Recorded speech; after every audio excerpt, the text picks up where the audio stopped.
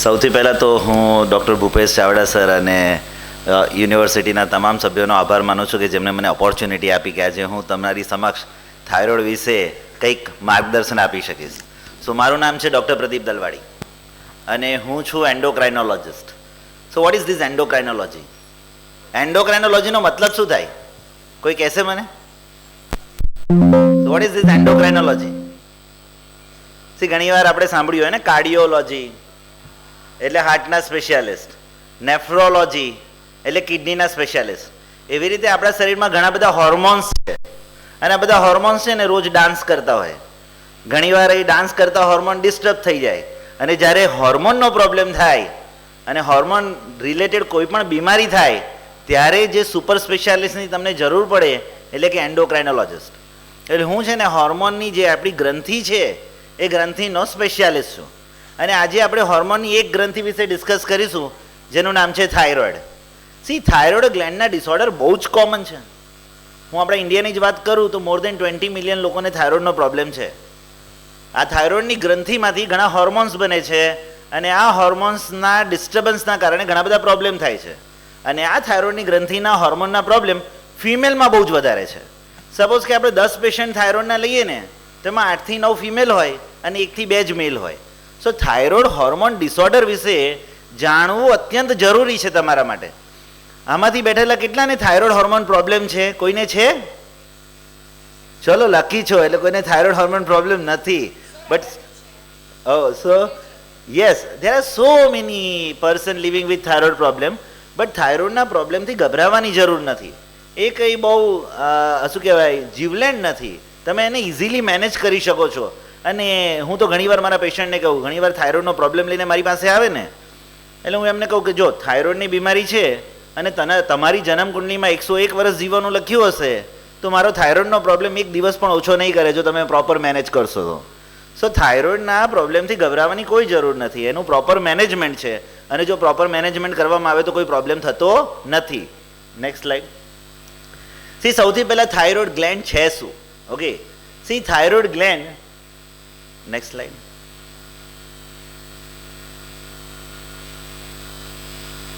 C thyroid gland છે શું? તો કે થાઇરોઇડ ગ્લેન્ડ આપણા ગળામાં આવેલી એક બટરફ્લાય શેપની ગ્લેન્ડ છે અને આ ગ્લેન્ડ અમુક હોર્મોન બનાવે છે, T3, T4. અને આ હોર્મોન જે છે ને એ આપણા આખા બોડીનું મેટાબોલિઝમ ચલાવે છે. એટલે ઘણીવાર મને પેશન્ટ પ્રશ્ન પૂછે, સર આ થાઇરોઇડના હોર્મોન કામ શું કરે? તો હું એમને કહું કે તમારી પાસે મર્સિડીઝ ગાડી હોય, તમે એની અંદર સૌથી સારામાં સારું પેટ્રોલ નાખ્યું છે, એક્સ્ટ્રા પાવર, પણ એની અંદર ઓઇલ નહીં નાખ્યું તો એનો કોઈ સ્પેર પાર્ટ કામ નહીં કરે. સિમિલરલી આપણા બોડીની અંદર બધા જ સારા ઓર્ગન હોય, આપણે સારામાં સારું ખાવાનું ખાઈએ પણ આ બધા ઓર્ગન ઓપ્ટિમમ લેવલે કામ કરી શકે ને એના માટે થાઇરોઇડ હોર્મોન જરૂરી છે. Every cell in our body, every organ in our body to have an optimum function they need thyroid hormones. તો થાઇરોઇડ હોર્મોન્સ રેગ્યુલેટ્સ અવર મેટાબોલિઝમ. એટલે આપણા આખા બોડીનું મેટાબોલિઝમ થાઇરોઇડ હોર્મોન રેગ્યુલેટ કરે છે. Apart from that thyroid hormone growth અને reproductive function માટે પણ બહુ જ જરૂરી છે. એટલે થાઇરોઇડ હોર્મોનનું જો ઇમ્બેલેન્સ થાય ને તો ઘણીવાર ગ્રોથનું ઇમ્બેલેન્સ થાય અને આપણી આખી બોડી છે ને સ્લો થઈ જાય. So it is very important કે આપણે થાઇરોઇડ હોર્મોનને બેલેન્સમાં રાખીએ. થાઇરોઇડની ગ્રંથિમાં શું પ્રોબ્લેમ થઈ શકે? હાઇપોથાઇરોઇડિઝમ એટલે કે થાઇરોઇડ હોર્મોન ઓછા થઈ જાય, હાઇપરથાઇરોઇડિઝમ એટલે કે થાઇરોઇડ હોર્મોન વધી જાય અને ઘણીવાર થાઇરોઇડની ગ્રંથિમાં ગાંઠ થાય. તો આપણે આના વિશે આજે ચર્ચા કરીશું. Next slide. તો ધ ફર્સ્ટ ઇઝ હાઇપોથાઇરોઇડિઝમ. હાઇપોથાઇરોઇડિઝમનો મતલબ શું થાય? See the word itself says hypo means low, thyroid means thyroid. એટલે થાઇરોઇડની ગ્રંથિમાંથી જે હોર્મોન બને છે એ ઓછા થઈ ગયા છે. See hypothyroidism means there is less production of thyroid hormone from your gland. હવે આપણા બોડીમાં જે મેટાબોલિઝમ મેન્ટેન કરે છે એ હોર્મોન ઓછો થઈ જાય તો શું થાય? આપણું મેટાબોલિઝમ સ્લો થઈ જાય. એટલે થાઇરોઇડની ગ્રંથિમાંથી જ્યારે હોર્મોન ઓછા બને તો એ કન્ડિશનને શું કહેવાય? હાઇપો. તમને પ્રશ્ન પૂછશે એટલે તમને ખબર હોવી જોઈએ. હાઇપોથાઇરોઇડિઝમ એટલે થાઇરોઇડની ગ્રંથિમાંથી બનતા હોર્મોન ઓછા થઈ ગયા છે. Next slide. આ થવા પાછળનું કારણ શું હોય? તો કે ઘણીવાર આપણા બોડીમાં થાઇરોઇડની ગ્રંથિમાં ઇન્ફ્લામેશન્સ થાય ઓટોઇમ્યુન ડિસઓર્ડરના કારણે, કોઈ વાયરસ ઇન્ફેક્શનના કારણે. અને the commonest reason is Hashimoto thyroiditis. The second common reason is iodine deficiency. See આપણે આયોડિનવાળું સોલ્ટ ના ખાઈએ ને ઘણીવાર, અને આયોડિન બોડીમાં ડેફિશિયન્ટ થઈ જાય ને તો પણ થાઇરોઇડ પ્રોબ્લેમ થઈ શકે. અને કોઈ કારણસર થાઇરોઇડની સર્જરી કરાવી હોય, અથવા એરિયામાં રેડિયેશન લીધું હોય, અથવા તો રેડિયો એક્ટિવ આયોડિન થેરાપી લીધી હોય, તો આ બધા કારણોના કારણે તમારી થાઇરોઇડની ગ્રંથિ વીક થઈ જાય. Next slide. હવે થાઇરોઇડની ગ્રંથિ વીક થઈ જાય તો એના સિમ્ટમ્સ શું હોય? તો કે થાઇરોઇડની ગ્રંથિ વીક થઈ જાય એટલે આપણું મેટાબોલિઝમ આખું સ્લો થઈ જાય, અને આના કારણે ઘણીવાર આપણને વેઇટ ગેઇન થઈ જાય. સી ઘણીવાર પેશન્ટને વેઇટ ગેઇન થાય ને એટલે મારી પાસે પહેલાં આવે, સર મારા થાઇરોઇડ હોર્મોન ચેક કરી લો ને બરાબર છે કે નહીં. સી વેઇટ ગેઇનનો one of the commonest hormonal reason is low thyroid hormone. It can lead to hair loss, it can lead to anxiety, and one of the commonest reason for dry skin is thyroid problem. So if you have a weight gain, fatigability, જલ્દી થાકી જાઓ, skin તમારી એકદમ dry થઈ ગઈ હોય, કામ કરવાની મજા ના આવે, મેમરી તમારી સ્લો થઈ ગઈ હોય, બોડીનું ફંક્શન સ્લો થઈ ગયું હોય, always check for the thyroid hormone. Okay, you may have hypothyroidism. એટલે જ્યારે પણ આવા કોઈક સિમ્ટમ્સ હોય ને કે વેઇટ ગેઇન થાય છે, હેર લોસ થાય છે, સ્કિન ડ્રાય થઈ ગઈ છે, ફટીક થઈ ગયું છે, મારું બ્રેઇન ફંક્શન થોડું ડિસ્ટર્બ છે, મેમરી ઓછી થઈ ગઈ છે, પીરિયડ્સ ઇરેગ્યુલર થઈ ગયા છે. સી પીરિયડ ઇરેગ્યુલર થવાનું કોમનેસ્ટ રીઝન ઇઝ થાઇરોઇડ હોર્મોન. તમે જ્યારે પણ કોઈ ફિમેલ ડૉક્ટર ગાયનેકોલોજીસ્ટ પાસે જાઓ અને તમે એમ કહો કે મારા પીરિયડ્સ ઇરેગ્યુલર થયા છે, ગાયનેકોલોજીસ્ટ સૌથી પહેલું જે ઇન્વેસ્ટિગેશન લખે ને એટલે thyroid hormone. So it's very important. Next slide. See હવે થાઇરોઇડ હોર્મોનનો પ્રોબ્લેમ થયો છે, તમને આ બધા સિમ્ટમ્સ છે, તો એનું ડાયગ્નોસિસ કેવી રીતે થાય? બહુ સિમ્પલ છે. એક સિમ્પલ બ્લડનો ટેસ્ટ લેવાનો, એમાં T3, T4 અને TSH નામના હોર્મોન ચેક કરવાના, અને આ હોર્મોનના લેવલ જોઈને અમે કહી દઈએ કે દર્દીને હાઇપોથાઇરોઇડિઝમ છે કે નહીં. અને હાઇપોથાઇરોઇડિઝમની ટ્રીટમેન્ટ શું છે? બહુ જ સિમ્પલ. જે હોર્મોન તમારા ગળામાંથી નથી બનતો એ બહારથી લઈ લેવાનો. આને તો ટ્રીટમેન્ટ પણ ન કહેવાય, આને શું કહેવાય? રિપ્લેસમેન્ટ. આ તમારા જ બોડીનું કેમિકલ છે, તમારું બોડી સફિશિયન્ટ ક્વોન્ટિટીમાં નથી બનાવતું, એટલે અમે એન્ડોક્રાઇનોલોજિસ્ટ આ હોર્મોનને તમને બહારથી આપી દઈએ, અને એનો ડોઝ એવી રીતે એડજસ્ટ કરીએ જેથી તમારા બોડીની અંદર થાઇરોઇડ હોર્મોનનું લેવલ નોર્મલ રહે. સો આ કંઈ બહુ મોટો ડિસીઝ નથી. કોઈ પણ કારણસર તમારી થાઇરોઇડની ગ્રંથિ જો હોર્મોન ઓછા બનાવે છે તો બહુ સિમ્પલ ટ્રીટમેન્ટ છે, એ હોર્મોન બહારથી લઈ લેવાના. Okay, it's very easy. અને આ મેડિસિનની કોઈ સાઇડ ઇફેક્ટ નથી, કેમ કે આ તમારા જ શરીરમાંથી બનતું કેમિકલ છે, અને હું તમને બહારથી આપું છું. That's all. Okay, now the next condition. The next condition is hyperthyroidism. હવે હાઈપર, પેલું હતું હાઈપો. હાઈપો એટલે લો, હાઈપર એટલે હાઈ.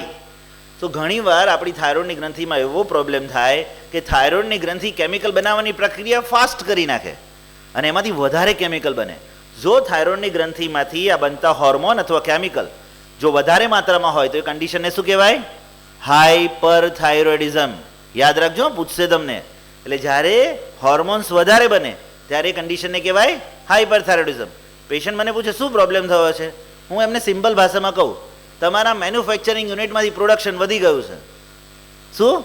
તમારા મેન્યુફેક્ચરિંગ યુનિટમાંથી પ્રોડક્શન વધી ગયું છે. That's the very simple issue. Okay, what are the causes? So એના કારણો શું હોય? Next slide. So the commonest causes is autoimmune disorder. Again, આપણા બોડીમાં ઘણીવાર અમુક એવા એન્ટીબોડીઝ બને જે થાઇરોઇડની ગ્રંથિને સ્ટિમ્યુલેટ કરે. ઘણા કેસીસમાં થાઇરોઇડની ગ્રંથિની અંદર નાના નાના નોડ્યુલ થાય, એ વધારે હોર્મોન બનાવે, અને ઘણીવાર થાઇરોઇડની ગ્રંથિમાંથી સોજો થયો હોય તો બધા હોર્મોન લીક થઈ જાય, અને લીકેજના કારણે પણ બોડીમાં થાઇરોઇડ હોર્મોનનું લેવલ વધી જાય. Next slide. હવે પેશન્ટને હાઇપરથાઇરોઇડિઝમ હોય તો શું સિમ્ટમ્સ આવે? તો કે પેશન્ટના બોડીમાં થાઇરોઇડ હોર્મોન વધારે છે એટલે શું થાય? મેટાબોલિઝમ એકદમ ફાસ્ટ થઈ જાય, અને મેટાબોલિઝમ ફાસ્ટ થઈ જાય એટલે બોડી બીકમ લાઈક અ રેસિંગ કાર. હાર્ટબીટ વધી જાય, પાલ્પિટેશન્સ થવા લાગે. પેલામાં શું થતું હતું? વેઇટ ગેઇન થતું હતું. આમાં શું થાય? વેઇટ લોસ થઈ જાય. જો કોઈ પણ વ્યક્તિનું સડન વેઇટ લોસ થાય, 3 મહિનાની અંદર જો 5% વેઇટ લોસ થયું હોય, પેશન્ટને પાલ્પિટેશન એટલે કે એના હાર્ટબીટ વધી ગયા હોય, સ્વેટિંગ એટલે કે પર્સ્પિરેશન જોરદાર થતું હોય, એન્ઝાઇટી થઈ જતી હોય, એનો મતલબ કે કદાચ એમને થાઇરોઇડ હોર્મોનનો પ્રોબ્લેમ હોઈ શકે, અને એમનું થાઇરોઇડ હોર્મોનનું લેવલ વધારે હોઈ શકે. એટલે કોઈ પણ ફિમેલ જ્યારે અમારી પાસે આવે ને કે સર 3 મહિનામાં 5% મારું વેઇટ લોસ થઈ ગયું છે, and I am no having any other issue, હું તો કંઈ ડાયટિંગ કરતી નથી, પણ મારું વેઇટ લોસ જબરજસ્ત થઈ ગયું છે, મારા હાર્ટબીટ બહુ વધી ગયા છે, હું સ્ટેપ્સ ચડું છું એટલે મને ગભરામણ થવા લાગે છે, આઈ એમ હેવિંગ પાલ્પિટેશન્સ. અમે સૌથી પહેલાં થાઇરોઇડ હોર્મોન ચેક કરાવીએ. Next slide. હવે આ થાઇરોઇડ હોર્મોન તમારા બોડીમાં વધી ગયા છે તો એનું ડાયગ્નોસિસ કેવી રીતે કરવાનું? બહુ સિમ્પલ. મેં કીધું ને, એક બ્લડ ટેસ્ટ લેવાનો, T3, T4, TSH નો ટેસ્ટ કરવાનો, અને એમાં આપણને ખબર પડે કે હોર્મોન વધી ગયા છે કે નહીં, અને એ જોઈને અમે ફાઇનલ ડાયગ્નોસિસ કરીએ. જરૂર હોય તો થાઇરોઇડની ગ્રંથિના અમુક સ્કેન અથવા સોનોગ્રાફી કરાવીએ, અને એના પછી અમે શું કરીએ, એની ટ્રીટમેન્ટ આપીએ. તો ટ્રીટમેન્ટ શું? Very simple. તમારું મેન્યુફેક્ચરિંગ યુનિટ ઓવર પ્રોડક્શન કરે છે તો આપણે શું કરવાનું? એને બ્રેક મારવાની. શું કરવાનું? બ્રેક મારવાની. અને અમારી પાસે બ્રેક મારવાની દવા હોય. ઓકે, એટલે we give medicine two slow down the thyroid function. અને જ્યારે મેડિસિન કામ નહીં કરે તો ઘણીવાર અમે રેડિયો એક્ટિવ આયોડિનના કેપ્સ્યુલ્સ આવે આપી દઈએ, જે થાઇરોઇડની ગ્રંથિને ડિસ્ટ્રોય કરી નાખે. પછી જેટલા થાઇરોઇડ હોર્મોન જરૂરી હોય એટલા અમે બહારથી આપી દઈએ. અને ઘણીવાર સર્જરી કરાવીએ. જો થાઇરોઇડની ગ્રંથિ બહુ જ મોટી હોય તો એવા કન્ડિશન્સમાં અમારે સર્જરી કરાવવી પડે. સર્જરી કર્યા પછી થાઇરોઇડની ગ્રંથિ નીકળી જાય એટલે જેટલા હોર્મોન જરૂરી હોય એટલા અમે બહારથી આપી દઈએ. So treatment is not complicated. Okay, it is not life threatening condition. It's very simple condition. Right ટાઈમે ડાયગ્નોસિસ થાય તો કોઈ પ્રોબ્લેમ થાય નહીં. Third condition. હવે ત્રીજી કઈ કન્ડિશન છે, નેક્સ્ટ સ્લાઇડ, કે જે થાઇરોઇડની ગ્રંથિમાં બહુ જ કોમન છે, નોડ્યુલ. નોડ્યુલ એટલે કે ગાંઠ. સાદી ભાષામાં ઘણીવાર થાઇરોઇડની ગ્રંથિની અંદર પણ ગાંઠ થઈ શકે. ઘણીવાર નહીં, આપણી ચામડીની નીચે ચરબીની ગાંઠ થઈ છે, કોલ્ડ લાઇપોમાં. ઓકે, સિમિલરલી આપણા બોડીમાં ઘણા બધા ઓર્ગન્સ છે એમાં પણ ગાંઠ થાય.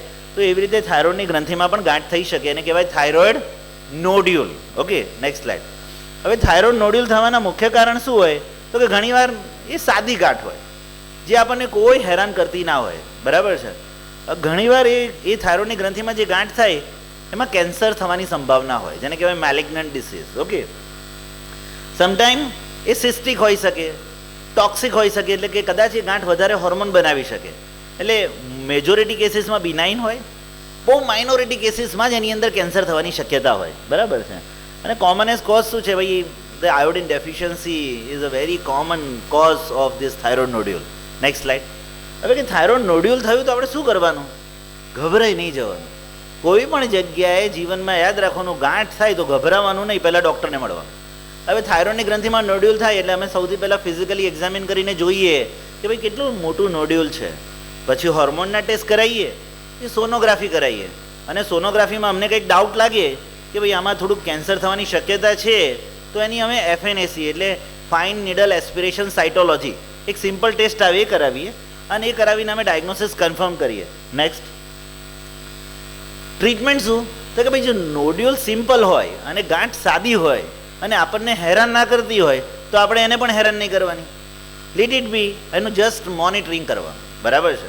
હવે ટ્રીટમેન્ટ, હવે ડાયગ્નોસિસ કર્યું અને ડાયગ્નોસિસમાં એવું આવે કે આની અંદર કેન્સર થવાના ચાન્સીસ છે, અથવા તો એવું આવે કે આની અંદર કેન્સર છે, તોય ગભરાવાની જરૂર નથી. થાઇરોઇડના કેન્સરનું 100% જો નિદાન થઈ જાય ને તો એની ટ્રીટમેન્ટ પણ તમને લાઈફ લોંગ આયુષ્ય આપી શકે. એનાથી તમારું લાઈફ થ્રેટન થતી નથી. We have very effective treatment for even thyroid malignancy. Thyroid cancer થાય ને તો બી અમારી પાસે બહુ ઇફેક્ટિવ ટ્રીટમેન્ટ છે અને એનો ક્યોર રેટ પણ બહુ જ હાઈ છે. એટલે થાઇરોઇડના કેન્સરથી પણ ગભરાવાની જરૂર કોઈ નથી. Next slide. So monitoring, prognosis, મને કોઈ પૂછે કે લાઈફ લોંગ શું થાય નોડ્યુલ હોય તો? ભાઈ બિનાઇન નોડ્યુલ હોય ને તો કંઈ ચિંતા નહીં કરવાની, ખાલી મોનિટરિંગ કરવાનું. સપોઝ કે કેન્સર હોય તોય સર્વાઈવલ રેટ એટલો બધો વધારે છે કે ચિંતા નહીં કરવાની. રાઈટ ટાઈમે ડાયગ્નોસિસ થઈ જાય ને ડૉક્ટર રાઈટ ટ્રીટમેન્ટ આપી દે તો તમારી લાઈફને કશું જ થાય નહીં. એટલે જ્યારે પણ થાઇરોઇડની ગ્રંથિમાં કોઈ લંપ દેખાય તરત જ એન્ડોક્રાઇનોલોજિસ્ટ કે થાઇરોઇડના સ્પેશિયાલિસ્ટનો કોન્ટેક્ટ કરવાનો. અને regular follow up is necessary. Thank you. So this is all about thyroid gland, hypothyroidism, hyperthyroidism and thyroid nodule. Okay, thank you. Hello sir please. Sir, આપે જે વક્તવ્ય આપ્યું છે એમાંથી કોઈ પણ એક ક્વેશ્ચન અમારા દીકરીઓને પૂછી શકો છો તમે. સૌથી પહેલા આન્સર કોણ આપશે? જો જે ક્વેશ્ચન પૂછવાનો હતો ને એ તો મેં કહી દીધો છે. હા, એટલે પેપર તો ફૂટી ગયું છે. ઓકે, સો બોડીમાં થાઇરોઇડ હોર્મોન વધી જાય એ કન્ડિશનને શું કહેવાય? બધા પાસ મેડમ. એટલે આ બધાને મારે ઇનામ આપી શકીએ એવી અમારી કન્ડિશન નથી સર. બીજો ક્વેશ્ચન પૂછો. એક જ દીકરી હાથ ઊંચો કરીને જવાબ આપશે. ઓકે. અને એ દીકરી આગળ આવશે અને હું અમરોલી કોલેજના આચાર્ય ડૉક્ટર સેજલબેનને વિનંતી કરીશ કે દીકરીને ગિફ્ટથી સન્માનિત કરે. જો હવે એટલે બીજો સર ક્વેશ્ચન. તમે ટ્વિસ્ટ કરીને જરા પૂછજો એટલે એ લોકો કન્ફ્યુઝ થઈ જાય. સો નાવ હું તમને બીજો ક્વેશ્ચન પૂછું છું. હવે પ્રેઝન્ટેશનમાં એ હતો જ, બોડીમાં કયા એલિમેન્ટની ડેફિશિયન્સીથી થાઇરોઇડ ડિસઓર્ડર થાય? તો ફર્સ્ટ લાસ્ટમાં રેઝ યોર હેન્ડ. લાસ્ટમાં red okay white come here. Come here please. Come here and give answer please. Yes, iodine. Correct. Okay, so she is eligible for the game. Please બેટા આગળ આવજે.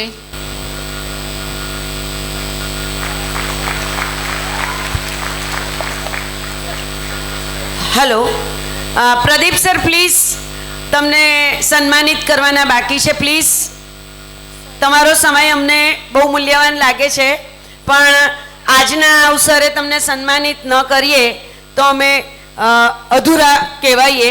તો હું અખંડાનંદ કોલેજના ડૉક્ટર હેનિલ બારડોલીવાલા સરને વિનંતી કરીશ કે ડૉક્ટર દલવાડી સરને સન્માનિત કરે. સર માટે એક વાત કહેવા માંગીશ. થાઇરોઇડના વિકારોનો ડૉક્ટર દલવાડી પર્યાય જાણો, તેમને જીવનમાં લાવો રાહતનો પ્રયાસ. હોર્મોનનો તાળમેળ જીવનમાં રાખો, આરોગ્યને મજબૂતીથી ચમકાવો. Thank you sir, thank you so much. અને ડૉક્ટર હેનિલ સરનું સન્માન કરશે દામિની સંસ્થાના ડૉક્ટર સુશાંતબેન ચાવડા. હું સુશાંતબેન, જે પોતે લગભગ 13-14 વર્ષથી આ કાર્યમાં સતત પ્રવૃત્ત છે, અને આજે આપણે જે કાંઈ લાભ લઈ રહ્યા છે તમામ શ્રેય એમને જાય છે. તો હું જોરદાર તાળીઓ